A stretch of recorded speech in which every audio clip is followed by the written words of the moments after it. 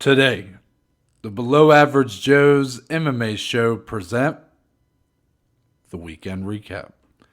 And we're recapping everything and anything from UFC Vegas insert number here, including Amanda Lemos seizing the opportunity, defeating the once looked unbeatable Marina Rodriguez. Also, Neil Magny and Daniel Rodriguez went to war. And well, that's pretty much it. So all this and more, I guess, and it all starts right now. Welcome back, everybody. Hello. Thank you for joining us, episode 247. It's a recap episode, Dominic. That means we're here to recap everything involving UFC Vegas. Insert number here.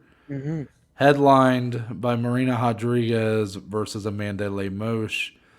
A fight that I'm just going to get out in front of this one. I nailed. You did. Call me the hammer. Call me the hammer because I nailed that bitch. Yeah. But, no bragging over here. I did not nail almost any other fight on this card because, including the main event in terms of betting, where it really mattered, I did not nail it. Yeah.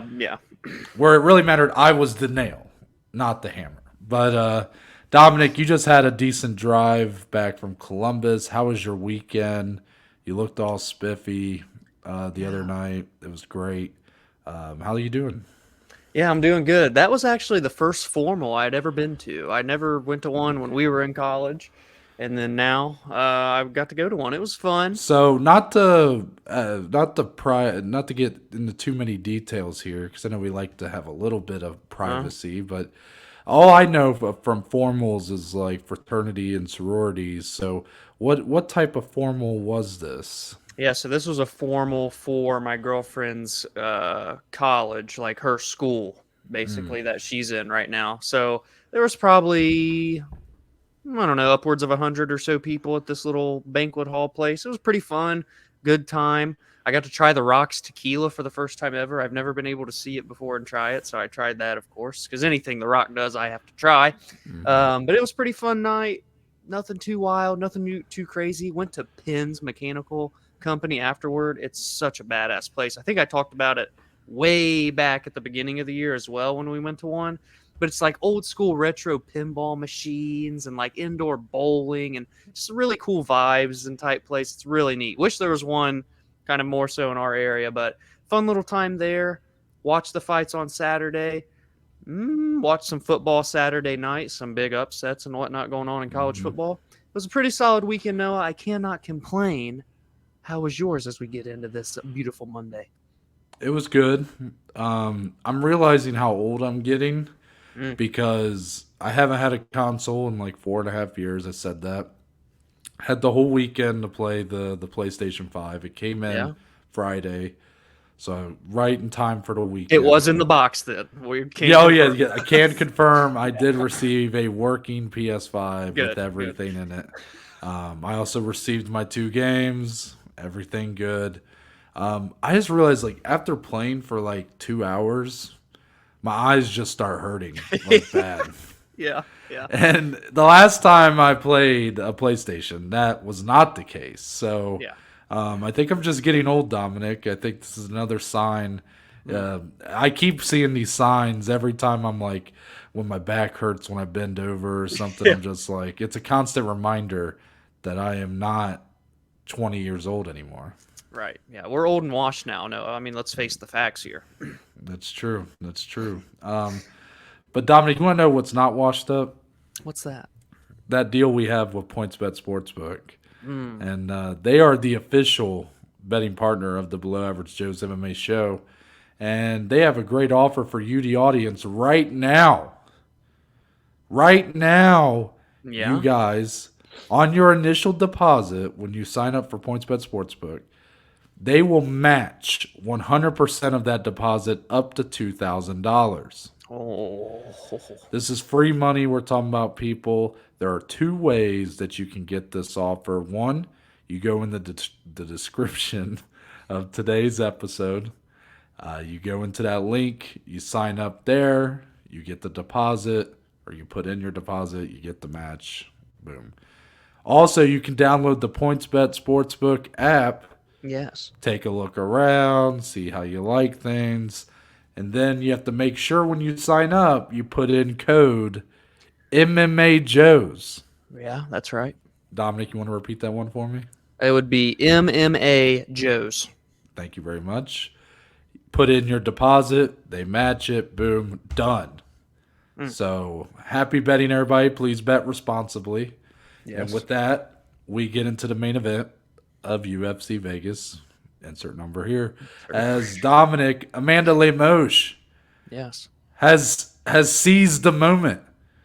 We this is what I'm talking about when I said I kind of nailed this, because everything about this fight told you Marina Rodriguez was going to cruise to another victory. Everything. She had been sort of overlooked from a title shot for multiple fights now. We kept wondering, why does she have to keep fighting? And then she's taking on Amanda Lemos, who, yes, bounced back with the good win over Michelle Waterson-Gomez, but before that had gotten, beaten in the first round by Jessica Andrade in her first main event. We didn't think she was really deserving of getting this spot here in another main event, going up against what is essentially the probably closest girl in the division to a title shot, not named Rose or Wei Li. Yeah. But because of all those factors, and including the fact that Marina's shown to be such a high-level volume striker, that really nobody had been able to crack that code unless they could implement a wrestling, grappling, heavy strategy like Carla did.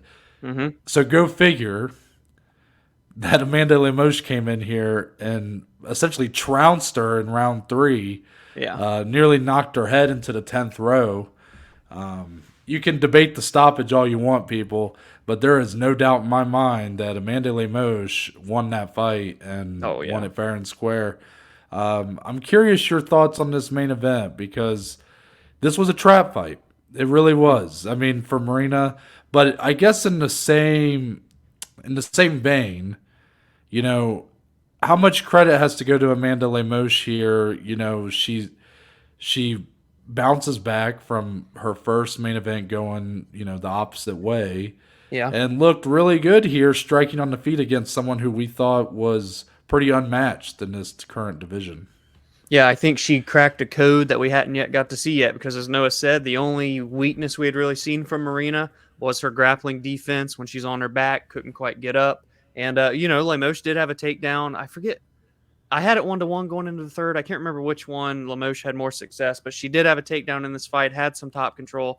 But in round 3, that's the thing with Amanda, man. She is just so aggressive, and she's not going to allow someone like Marina to point fight her, to land those shots at distance. She's just going to press forward. That's why the fight between her and Andrade was so enticing going in at the time. And she's just going to make things hard on her opponents, regardless if she wins or loses. And she produced a pretty wacky looking finish. I mean, she stunned Marina to where she froze in time and her arms were down. It was really weird. Yeah. And then she pounced. She pounces on opportunities.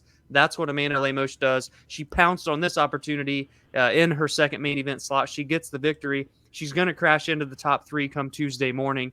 And Noah, it's quite a big deal timing-wise, because the title in her division gets defended in, what will be 5 days from the time this episode comes out. So very perfect timing. She didn't take a ton of damage. She even called to be put in New York City. Make me the backup. I love everything about her attitude. I love the performance from her.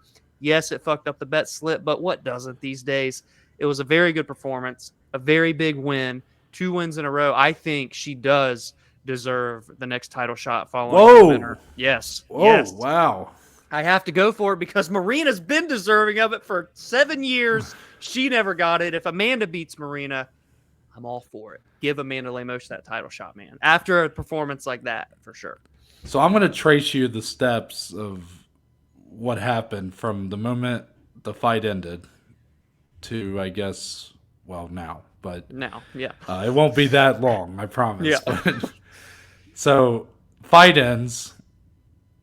I think I threw my pillow against the wall. Yeah. Another tough loss. Yeah. And then I go on I go on Twitter a little bit later, and I see where you post a question on the tweet talking about the result of this fight about Amanda and her potentially getting a title shot off of this. Mm-hmm. And I looked at that, and I swear I put my brain in a pretzel. I was like, "What? Amanda Lemos in a title fight? I'm like, where the hell is that coming from?" And then I had to like take a step back and go like, "Okay, well, she did just defeat Marina Rodriguez, who we had been saying deserved a title shot for a while now." Mm-hmm. So that's brought me to here, where I've been really debating, having this inner monologue in my head, debating Yeah. What do I about say today? yeah, what is my opinion on this manner? Yeah. I think there's a 0% chance she gets a title shot off this. If I'm Wow, being truthful. 0%. Yeah, I think I would go less than 0 if I could, but I don't Wow. think she gets a title shot at all off of this. If anything, you know who I think is a big winner of this, potentially, but also is a loser for what she has currently done. It's Jessica Andrade.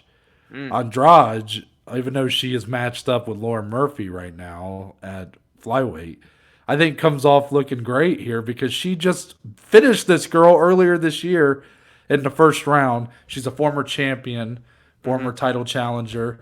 If you're not going to do her and Rose, I think this means Jessica Andrade should be next in line for that title shot. I don't think Amanda Lemos, say what you will about the win here against Marina Rodriguez, big deal for sure. But that and the win over Michelle Waterson, like, yes, this is a big win for her, but those two in a row, I mean, I'm not quite sure that really, the resume stacks up when you look at some of her peers. I'm curious your rebuttal to this. That's interesting. I mean, I wasn't even thinking of Jessica Andrade, and I guess it's just because like the lack of her commitment to 115 these days is what my reservations are. And especially when again she's matched up against Lauren Murphy. Shit, she'll probably beat her, and then she could have a title shot in both divisions for all we know. But I don't know. I think the way that it's all playing out with this being placed 1 week separate from the title fight, I just felt like it was implied. I don't know if implied is the right word, but it just felt like to me the winner of this probably should be next because it doesn't seem Rose is going to get another shot. I saw a lot of people throwing around names for the top of this division, and we wanted Rose and Jessica to have like the trilogy. It's obviously not happening, so I don't know if Rose is going to fight like Yan Xiaonan or something because she just beat Mackenzie Dern. I don't know what's going on with Rose, but I just feel like with two big finishes in a row, someone that's staying active, the UFC's putting her in main events for some odd reason. I mean, she's delivering win and lose, obviously, in both. I can't. I almost want to revert and say the opposite to you, where I see a 0% chance that Andrade gets the next title fight over. Well, I guess I shouldn't say I division. think. It's not that I think Andrade will get the next title fight. I'm saying she's Deserving of it more. More deserving of it.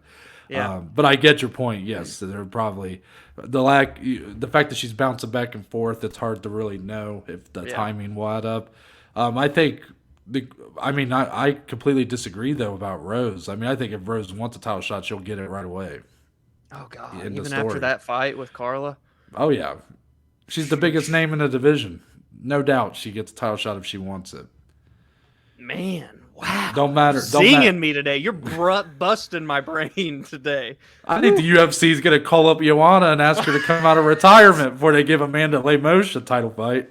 Oh, you feel that strongly that you confidently not only feel that like other people deserve it more, but you don't think that's what's going to happen because those are two things. I think Amanda has a decent case for getting one. She has a better case for getting one than Rose. She has a better case for getting one than Yan Xiaonan or Giovanna or whoever, right? Mm-hmm. But I think there's a 0% chance that she jumps into a title fight. I think they would try to give her one more, maybe in another main event. I can't really even say I hope not because, I have to realize that she did just get a really legitimate win. So she's like, she's here. She's at the top. I hate to associate her name with shitty main events on paper, but that's sort of what we were looking at before this fight. Um, I So if don't it's not know. a title, then what do you even think she does next then? Because it's only Uh, I Rose mean, it's pretty and clear Yan Xiaonan. Yan. Yeah. Wow. It's pretty clear to me. I mean, who's to say that the winner of this fight, title fight, that is, whether it's Weili or Carla, I mean, who's to say how active they're going to be? We Yeah. would like to think they turn around in a couple months, but Carla especially has not seemed all that. She almost seems to have taken like an Aljamain Sterling route, where it's like she Yeah. wants to take that proper amount of time Yeah. between camps. And for Weili, yeah, she'd probably be a little more active, but I think I think the UFC would be very tempted to do her and Rose again. I'm Oh telling you. gosh. I see where And your head's at. I just and hope I mean, not. and I can't deny. You say you hope not. I can't deny. I'd probably rather see it. I mean, I'm just being Really? honest. Wow. Like, I'm not all that interested in seeing a title fight with Amanda Lemos. I'm not. I mean, Dominic, before Saturday, I didn't even think she was deserving of being in a main event. Yeah. Like, I was like, why are Yeah. we putting her in a main event? I can't, even though that win is impressive, I can't just switch my brain to all of That's a sudden say, not only I is she worthy of a main event, but she's worthy of being in a yeah. title fight. I mean, I just can't switch my brain to think that way. Maybe over time, Yeah. again, give me one more fight with her. Just give me like another main event spot or co-main. Let's not do main event spot. Can we try to bump? Like, can we boost these fight night cards a little bit? UFC, can we try just a little bit on these cards? Because I mean, this card is bad. I mean, it's bad, like from top to bottom on paper. So let's just try a little bit. But Yeah. Amanda Lemos, I mean, just give me one more, her and Xiaonan, and if she starches her or beats her, then I mean, can't really say anything at that point. All right. All right. I'm very curious too. Like, I'm wondering if UFC is gonna take her to New York and put her as a backup. I really do wonder. I mean, if she's calling for it and has a finish, I I don't know. We'll see what they do. You don't think? I mean, wouldn't it, I would be surprised if they would at this point because you would think they'd already have that plan in place. I know it's so it's a week, less than a Yeah. week now. I mean, so, you would think they'd have that fighter ready for multiple weeks. So if there really Yeah. isn't anybody as the backup, that probably means that they're just not going to have a backup. if no one makes weight, it's scrapped. We're not having a Yeah. strawweight title fight. I mean, they have two massive fights on Yeah. that card above and beneath it. So I mean, if Yeah. that fight falls through, I mean, I'm excited for it, but I'm just saying, like, they'd probably be like, okay, we still have a pretty stacked fight card overall. So Yeah. with that, Dominic, let's move into the rest. I think that's one of the few times we've like been on opposite sides of the spectrum there. It's you been a know? little bit. It's been a little bit. We needed it. We needed some parity like the Yeah. fucking strawweight division needs. Yeah, true. The co-main event, Neil Magny and Daniel Rodriguez went to war, Dom. Yes, This they fight did. was a very fun back and forth affair. Neil Magny ends up coming out with the win in round 3, gets a submission. The Darce choke of Daniel Rodriguez, 3 minutes 33 seconds of round number 3. So Yeah, I mean, good this fight proved to me, Dom, Neil Magny still got a lot left. Still got a lot left. I was questioning it on Thursday. I thought I had seen some signs that maybe he was starting to slow down. Felt like his fight in Columbus against Max Griffin was a little bit closer than it normally would have been for Neil Magny in the past few years. The loss to Shavkat, like, I mean, are we really like? What are you gonna do? Shavkat's a fucking freight train. Yeah. It's Yeah. not gonna hold that against him. But yes, he still won in Columbus, but it was still just like, you try to see these things before they happen, so then you can do what I did and put a fat stack on Daniel Rodriguez to win outright, and then it doesn't Right. happen. But that's okay. Both guys deserve a lot of respect for this fight. It was great. It's one of those fights that was really good on paper. It ended up being even better in the octagon. I wasn't sure how this fight would actually look. Yeah. And, yeah, I mean, Neil Magny, I believe, broke a record, didn't he? Yes, he did. He's the all-time winner, or all-time winningest fighter in welterweight division history. That's his 20th win in the division, Noah, in the UFC. And I feel like we've said it before, but Neil Magny's got to be just one of the most consistent what underword do I want to say? I wouldn't say underrated. I would say underappreciated, maybe. See, that's the one I was debating back and forth. Which one do I use? And I think underappreciated, I think, suits him a little bit more. Because you do know his skill set. His skill set isn't underrated. It's a very consistent thing that you're going to see time after time.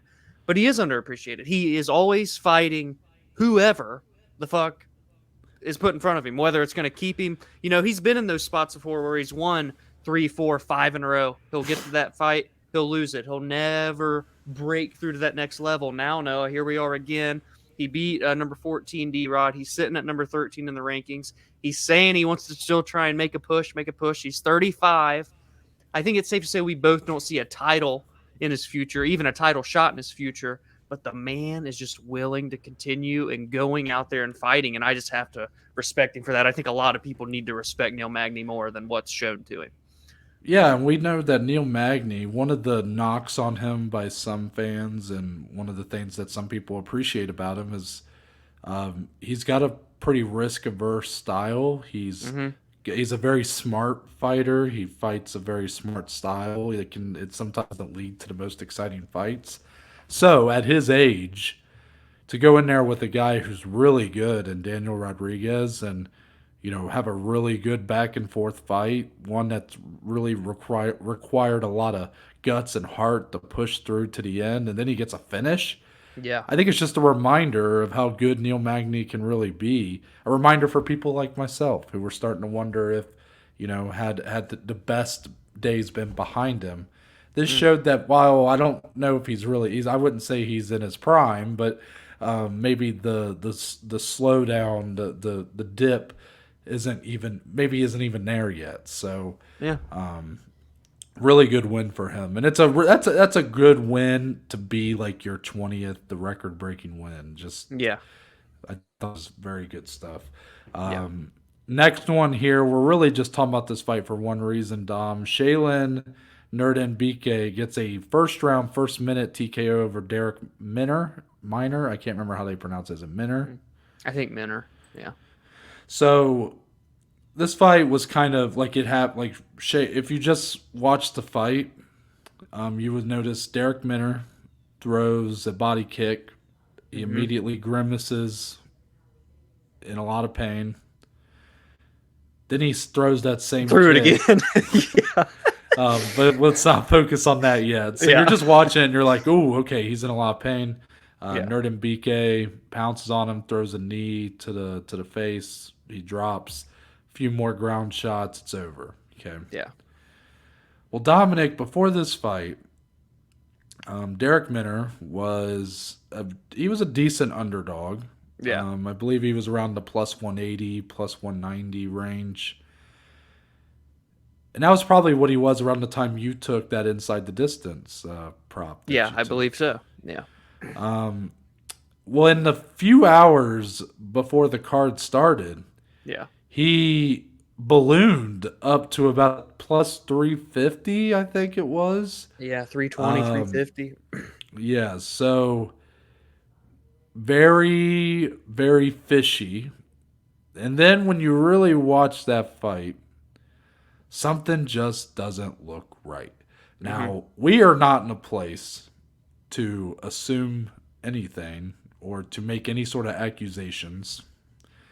No proof. No, we're not saying that something went awry here. But I think it's very clear, Dom, that at best, what you can say is that Darrick Minner came in here compromised. A bunch of people caught wind of it. Yes. And the line ballooned because of it. Right.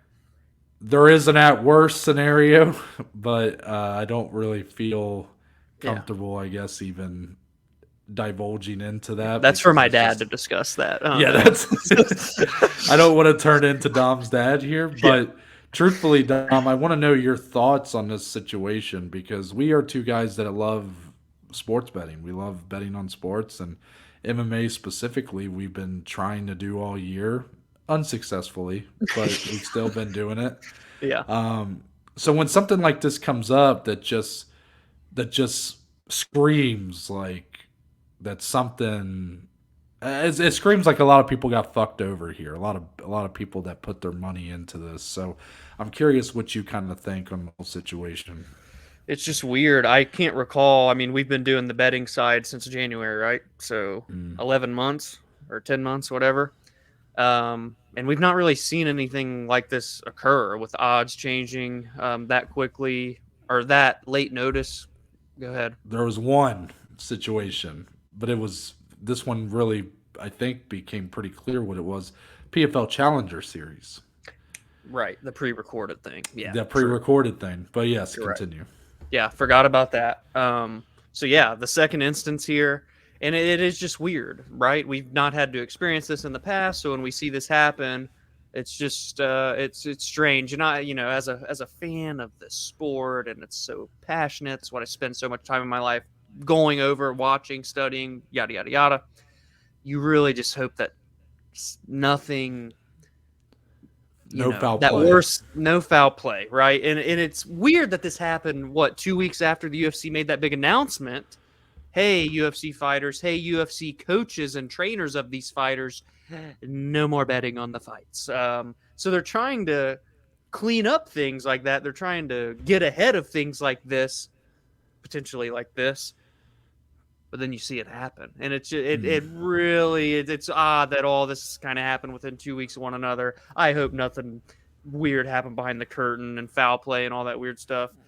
But it's just I hope we don't see it again. I'm not saying it probably will happen again at some point next year, but it's just now we have to keep our eyes on it a little bit more, which is unfortunate because you don't want to have to do that. Who's Derek Minner's coach again? I've heard that would be James Krause, Noah. All right, moving on. Grant Dawson had one of the finest performances of his UFC career as he got the third round submission over the Olympian Marco Madsen. Dominic, if you would have told me one of these two fighters was an Olympic wrestler, Yeah. I wouldn't have thought it was Marco Madsen here. This is what I mean by I say in the beginning how, I nailed it in the main event. Didn't nail it on really any other fight because this was one that I was way off on. Now, my first mistake was that for some reason, so I thought I had seen Grant Dawson lose in the UFC. Like, I didn't look at his record. Well, that's not the case. He's never lost in the UFC. I was thinking of the draw he had back around this time last year. Can't remember who he fought. But he had a draw, and I thought he looked a little rough at times, in the striking and whatnot. Dominic, as a Marco Madsen moneyline bettor, I must say it was really disheartening to see the first punch of the fight nearly drop Grant Dawson. And then he proceeded for the next 14 and a minutes half. and a half minutes to just take the soul out of Marco Madsen here.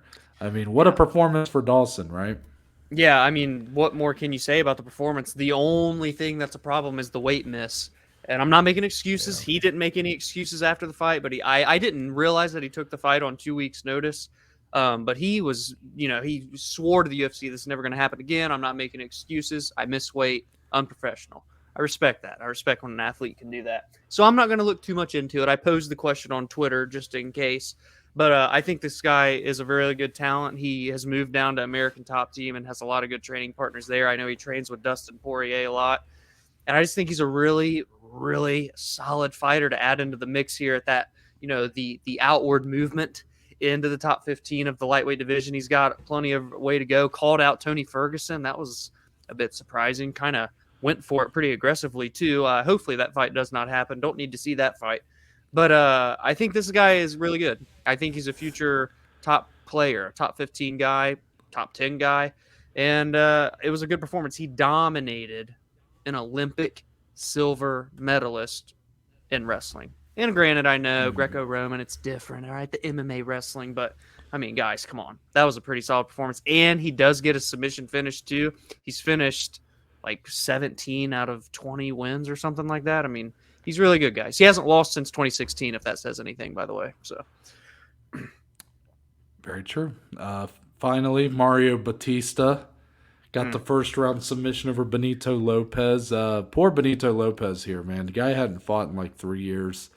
yeah. And the UFC Welcome giving him back. Mario Bautista, who with this win is perhaps looking straight into the top 15, even though it is a very loaded bantamweight division. What did you think?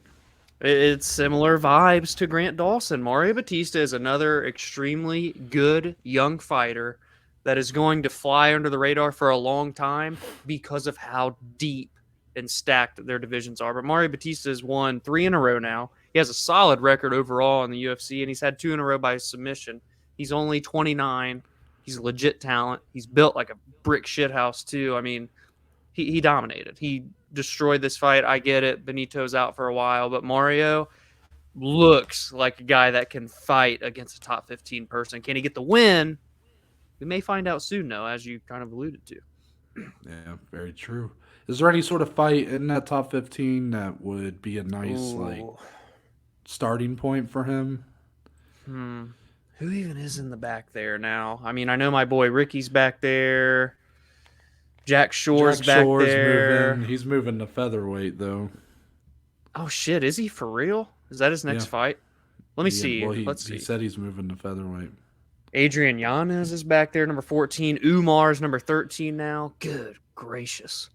What a division. There's no like, typically when you give someone that 15, they're like, it's like a stepping stone. It's like some veteran that's on their way down. Like if Rafael Sunsao was still ranked, maybe you give him more, even though he looked great in his last fight. I mean, really, it's pick your poison there. Yeah, he'll in all likelihood will probably fight one more person that's not ranked, I would imagine, and then probably get his chance. But that division's insane, man. Wow. Yeah, but with that, Dominic, we move on to the below average bet slip. Oh boy. Hold on, give me a second. So as you're pulling, I'm hitting the wrong button. Damn it! Here we go. As Dominic is taking his sweet old time pulling up the below average. It's because I don't want to look at this shit, Noah. That's why. I wish I was stalling better, but anyways, here we go. So Dominic. Oh golly, that's horrendous. What sticks out to you here? A lot of red. What sticks out to me, Noah, is that we had a lot of things with the word Maverick in it, and we had a few things with the word Rodriguez in it, and all of those things did not hit. 5 combined bets between Miranda Maverick and Marina Rodriguez. 0 for 5. I mean, oh wait, Daniel Rodriguez has the same last name. I was about to say 6 bets with those names involved. -8 units. On those bets alone, 2 names -8 units. I mean, that makes me want to throw up just looking at it. It pains me, Noah. We had such a good little fall season, beginning of fall season, I should say. We were up to +8 units, I believe we climbed to. And just like that, 3 straight losing weeks takes us all the way down to -13 units. I mean, it just sucks. It's not easy out here betting MMA, folks. And we're not having a good time right now. I mean, it's the curse of the Dubronx. He started it, I suppose. Yeah, which it's the pains curse me of to even Dubronx. say that. And I hate that. I put 8 units on the guy. I hate that, but it's been literally, usually when something starts to go bad, it's like a snowball. Yeah. This was just a catastrophe. It literally went from hero to zero. Yes. Overnight, basically. Very quickly. And, we now are in a very, very, very deep hole to finish the year, and not many events left to make up for it, Noah. So it's going to be a tall, tall task to even get I remember close to even. Before this card, we had kind of done the math, and Dominic's like, well, I guess we'll have to average out about 2 units positive the rest of the year. Yeah. He's like, I think that can be done. And I was like, really? Okay. Yeah, it can't be done. Yeah. It's tough. But I mean, basically, what we're doing the rest of the year, Dom, is we're just rearranging chairs on the Titanic. That's what we're doing.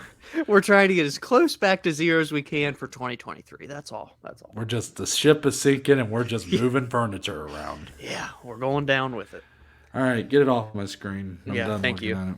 Yeah, same. So, Dominic, we only end this show one way, and that's with the little thing called closing statements. The point of the show where me and Dominic can talk about anything and everything, MMA related or not. So, Dominic, do you have any closing statements to start our week off right?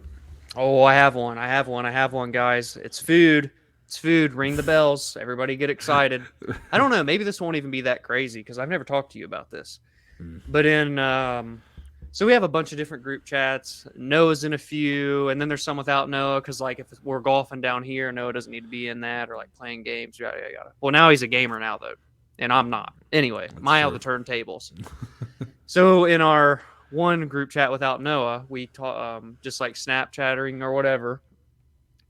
We've had this ongoing battle. Myself and JP, Jordan, friend of the show, been in the vlog, versus our buddy Nick. And I don't really know what side of the fence Branson stands on. I don't know if he said anything, but it's really me and JP versus Nick.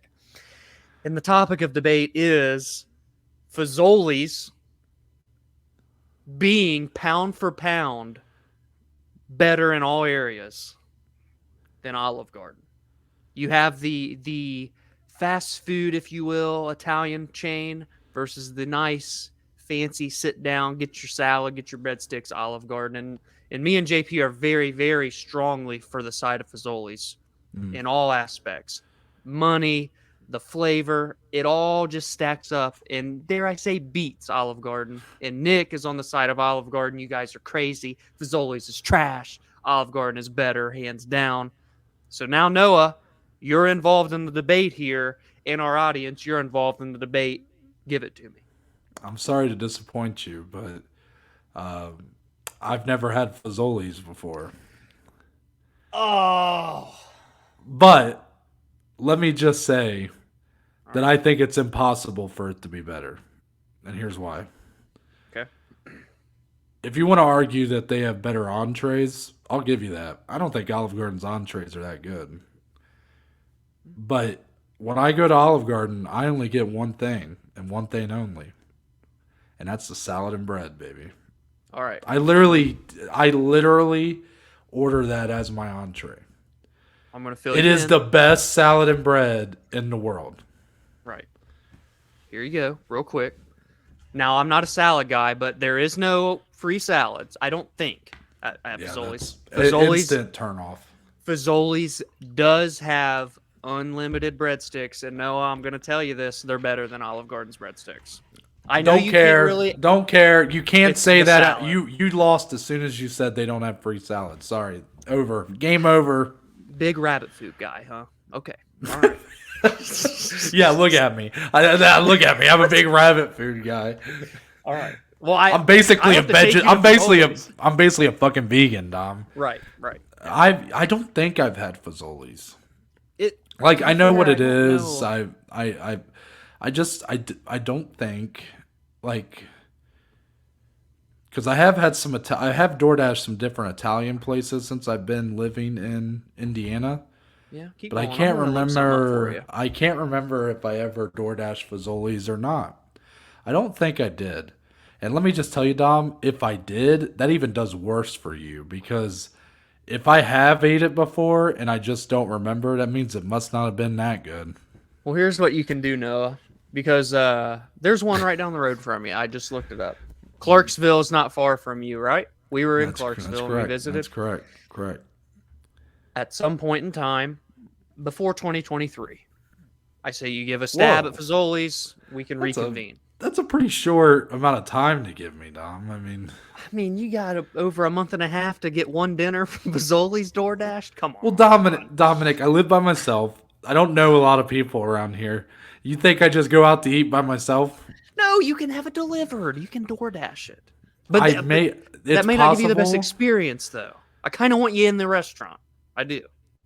kind of want you. And again, that's gonna okay. You can't go sit by yourself. You're trying to have your cake and eat it too. Like you can only choose one. I am strongly trying to sway you toward Fazoli's. Yes, I'm guilty as charged. But I will admit that I side with Olive Garden Until proven otherwise. Well, I guess because I have no other choice, but also because I find it impossible for Fazoli's to top just the salad and bread alone. Impossible. All right. All fair play. Wasn't expecting you to say you hadn't had it, so all right. All right. It is possible I have, but that if anything, That's just not does in worse. my favor. Yeah, that's not good. So that's why, like, I feel like I have to strong lean towards Olive Garden here. All right. All right. Shout out Nick, broke my ankle, but we're cool now. Yeah. For my closing statement, started playing the PlayStation 5. Yeah. So the two games I bought, Madden 23, NBA 2K23. Mm-hmm. Early reviews. It's fun. But I'm going to tread lightly when I say this. I've only had it for a couple days now, Dom. Mm-hmm. But early thoughts, I'm wondering if I'm going to regret not getting the PlayStation 2. Yeah, that's not good.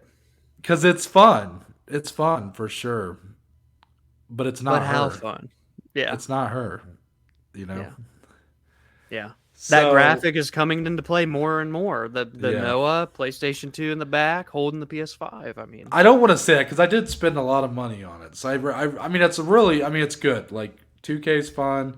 Madden's been okay. I've been a little hard to get into Madden. Like I'm struggling to get it. The struggle is getting the difficulty right. That's always a struggle. 1,000,000%. Because All Pro is too easy. But All Madden, they just fucking kick my ass the whole time.